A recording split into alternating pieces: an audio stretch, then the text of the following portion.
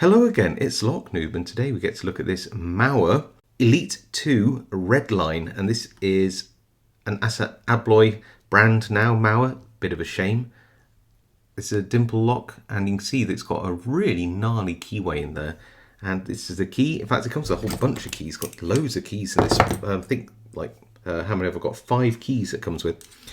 And it all works very nicely, as you might expect for a brand new lock, and it's looks like it's got 6 pins. That first position, you might not think it, but that is actually a cut. That is so deep down in the keyway. That first pin must be set incredibly low.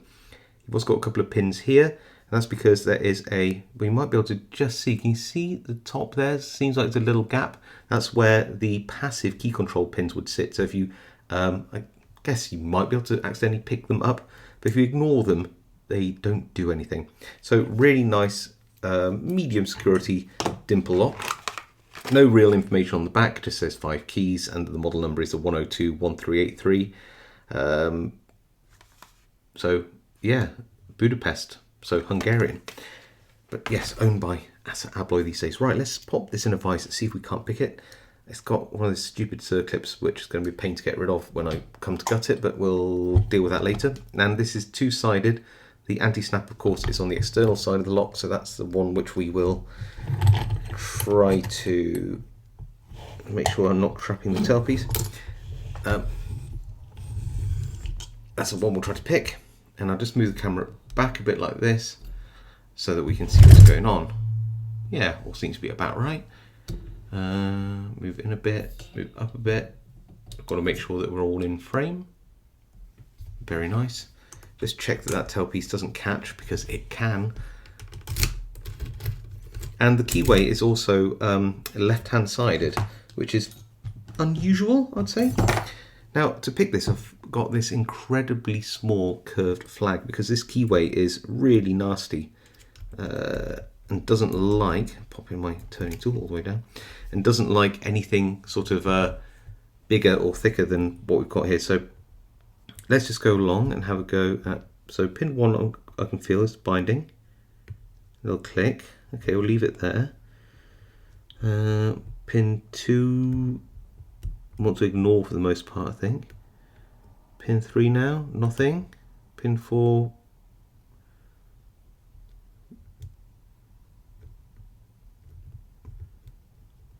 can't feel anything. Go back through, I think by juggling pin, basically what was it? I dropped pin 4, so I'm just going to go back and see if I can set pin 1 again here like I did before. Set 1 is binding, and I think that's now set. We'll wiggle past pin 2, little click on pin 3 there. Do you hear that? Oh, pin 4 seems to be binding. Little click on 4, 5, little something. Okay, back through. Just going to check pin 1 again. So running my pick along feels actually fine. I'm not going to move that anymore. 2, 3, anything on 3, no. Anything on 4, can't feel it.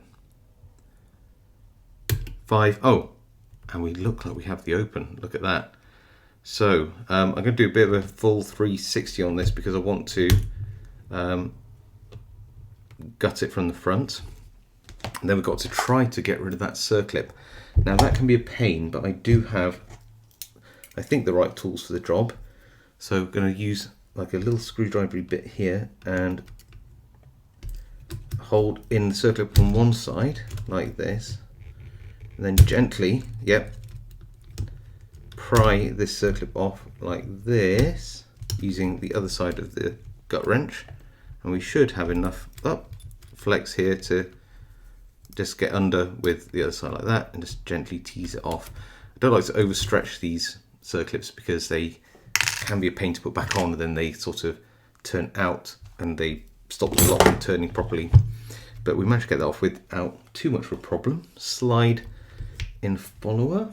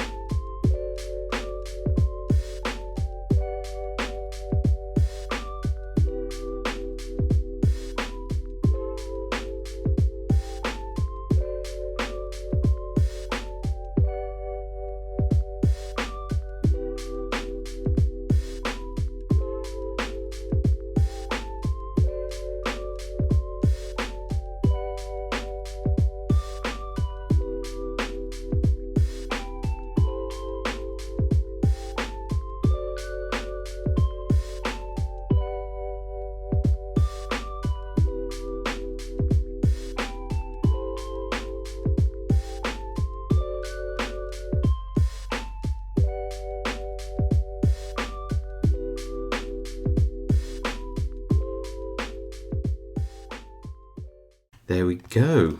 So there are all the pins. We have all standard key pins, standard drive pins in most positions, including anti-drill drive pin, standard drive pin, and 2 spool pins here in pin positions 2 and 6.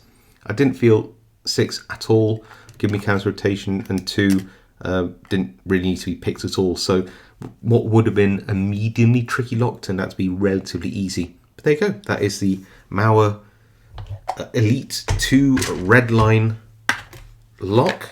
Yeah, RedLine Elite 2, should I say. Not bad, not great, just what it is. So there you go. Hope you really enjoyed watching me pick that lock. If you did, please leave me a like. If you haven't subscribed, now's a great time to do so for more content like this. You can always smash that notification bell to next be notified when I upload content. If you have any comments, leave them down below. Let me know if you've ever picked one of these locks. I'm really interested to know if you have and what you thought about it.